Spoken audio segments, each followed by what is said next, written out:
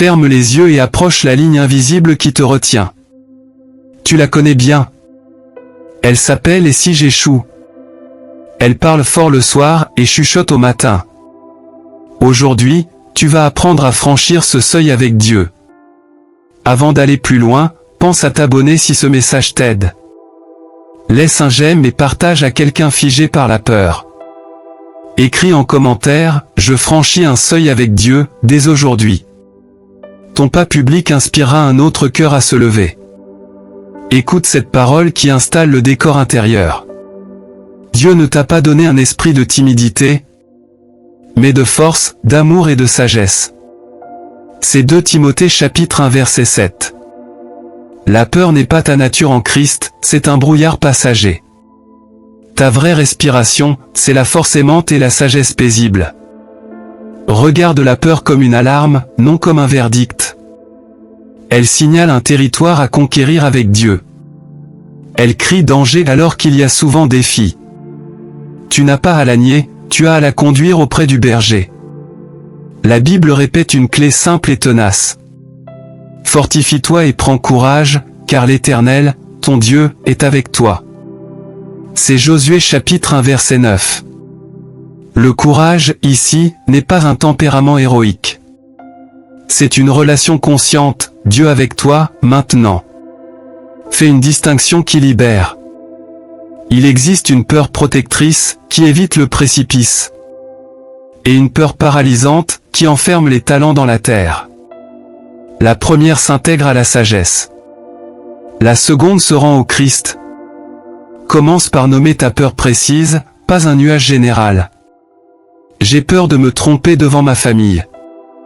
J'ai peur de manquer si je dis oui à cet appel. J'ai peur d'être refusé encore. Mets des mots clairs dessus. Ensuite, place cette peur sous une promesse de Dieu. Choisis un verset qui ouvre un passage là où ça bloque. Par exemple, si Dieu est pour nous, qui sera contre nous? Romains chapitre 8 verset 31. Tu peux le murmurer dans le métro. Où l'Éternel est ma lumière et mon salut, de qui aurais-je peur? Psaume chapitre 27 verset 1. Laisse cette lumière entrer. Imagine une porte entrebâillée devant toi. Elle grince un peu, elle impressionne beaucoup, mais elle s'ouvre. Le courage n'est pas d'arracher la porte, c'est d'avancer d'un pas. Le deuxième pas vient après le premier, jamais l'inverse. Tu n'as pas besoin de sentir l'héroïsme pour obéir. Tu as besoin d'un micro-pas de foi, clair et faisable.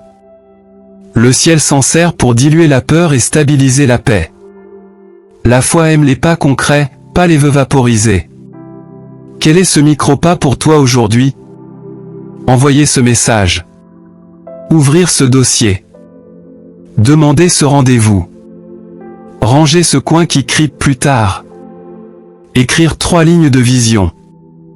Le petit obéit, le grand se débloque derrière.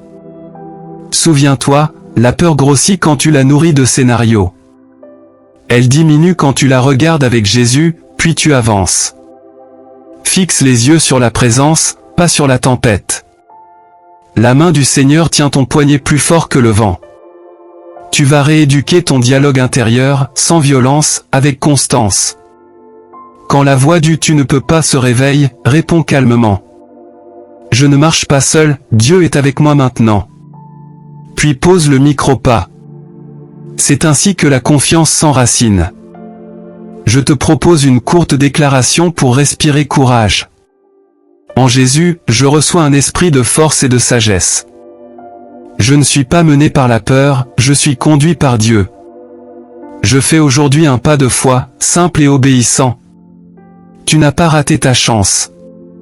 Tant qu'il y a un souffle, il y a un pas possible. Le Seigneur ne méprise pas les débuts modestes. Il les bénit, et il fait grandir ce qu'on lui confie. Maintenant, passons à un plan de 7 jours, simple et robuste. Objectif, transformer la peur en mouvement de foi, sans te brutaliser. 3 mots rythment la semaine, pensée, parole, action. Chaque jour, un thème, un verset, un micro-pas. Jour 1, clarifier. Nom précis de la peur. Contexte, déclencheur, mensonge associé. Verset de clarté, ne crains rien, car je suis avec toi. Ésaïe chapitre 41 verset 10. Action, écrire le verset sur une carte, le garder sur soi. Jour 2, me remplacer. Quand la peur surgit, tu la rends au Christ. Tu prononces la vérité choisie, lentement, 3 fois. Action, enregistrer la vérité sur ton téléphone et l'écouter à midi. Le cerveau apprend par répétition, le cœur s'y repose. Jour 3, demander. La foi demande sagesse avant d'avancer. Si quelqu'un manque de sagesse, qu'il la demande à Dieu. Jacques chapitre 1 verset 5. Action, 5 minutes de prière ciblée, une question, un carnet ouvert. Jour 4, découper. Tu prends l'objectif et tu le coupes en morceaux respirables. Action, définir un micro-pas de 15 minutes maximum. La peur déteste la clarté mesurée, elle préfère l'immense flou. Toi, tu choisis le pas modeste qui se fait aujourd'hui. Jour 5 et agir. La foi sans les heures est morte. Jacques chapitre 2 verset 26. Action, exécuter le micro-pas dès le matin, avant les détours. Puis rendre grâce. Tu apprends au cœur que l'obéissance est possible. Le mouvement fait taire l'hésitation. Jour 6 et consolidé. Tu relis la semaine, tu notes les grâces, même petites. Action, célébrer un détail concret, partager un fruit à quelqu'un. La gratitude scelle les avancées et multiplie la paix. Regarde en arrière, tu n'es plus au même endroit. Jour 7 consacré. Tu offres ton chemin à Dieu pour la suite. Confie-toi en l'Éternel de tout ton cœur. Il aplanira tes sentiers. Proverbes chapitre 3 versets 5 à 6. Action, un temps de louange simple, puis repos sans culpabilité. Ajoute 2 leviers puissants à ta semaine. Le binôme de foi, une personne fiable, qui prie et encourage. Partage ton micro-pas, demande un message de prière le matin. Le sabbat de peur, une demi-journée sans scénario catastrophe. Dès qu'il monte, tu dis stop et tu reviens à la présence. Inspire-toi de Néhémie.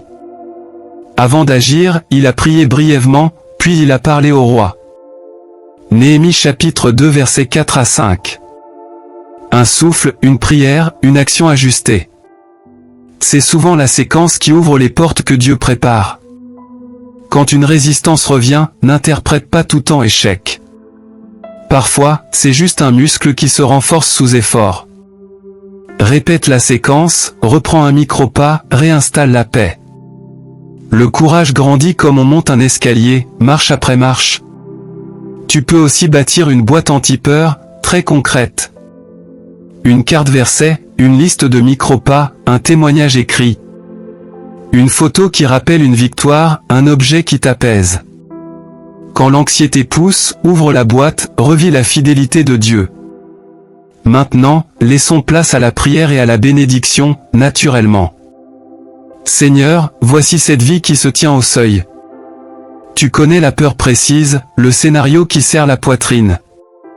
Souffle ton amour parfait qui bannit la crainte. Réveille en elle un esprit de force, d'amour et de sagesse. Éclaire le micro-pas d'aujourd'hui, ferme la porte des faux chemins. Envoie la bonne personne pour soutenir, et la bonne paix pour guider.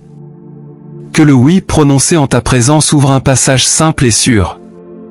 Au nom de Jésus, Amen. Et je te bénis maintenant.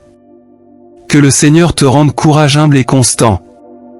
Que sa paix garde ton esprit quand la peur se présente.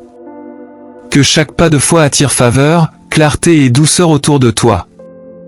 Que sa grâce repose sur ta maison, aujourd'hui et pour la suite. Avant de conclure, je t'invite encore. Abonne-toi pour nourrir ta foi semaine après semaine. Laisse un j'aime et envoie cette vidéo à une personne figée. Écris en commentaire, mon micro-pas de foi aujourd'hui est. On priera ensemble et on célébrera chaque pas franchi.